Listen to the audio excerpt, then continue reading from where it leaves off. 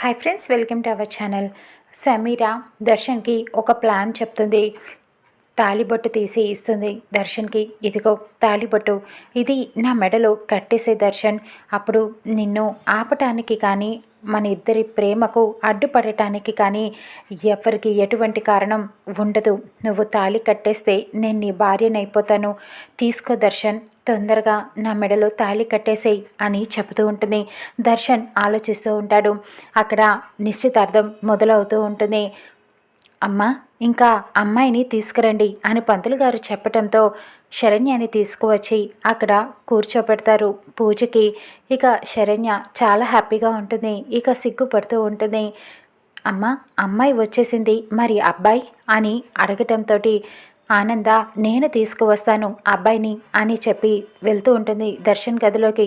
అక్కడ సమీర దర్శన్కి చెబుతూ ఉంటుంది, పంతులు గారు పిలుస్తున్నారు నిన్నే, తొందరగా తాళి కట్టేసే, ఎవరు ఒకరు వచ్చేలోపు మనిద్దరికి పెళ్ళి జరిగిపోవాలి అని చెప్పి కంగారు పెడుతూ ఉంటుంది. ఇక దర్శన్ తాళిబొట్టు తీసుకొని ఆలోచిస్తూ ఉంటాడు. తొందరగా కట్టు దర్శన్ అని చెబుతూ ఉంటుంది సమీర.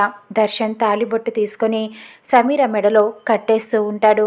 ఆనంద అప్పుడు వెళ్ళి దర్శన్ గది తలుపులు తీసి వీళ్ళిద్దరిని చూసి ఒక్కసారిగా షాక్ అయిపోతుంది. దర్శన్ ఆగు అని చెప్పి అరుస్తూ ఉంటుంది. ఇక దర్శన్ సమీరాకి తాళి కట్టేస్తాడా, లేకపోతే శరణ్యతో నిశ్చితార్థంలో కూర్చుంటాడా చూద్దాం రానున్న ఎపిసోడ్లో.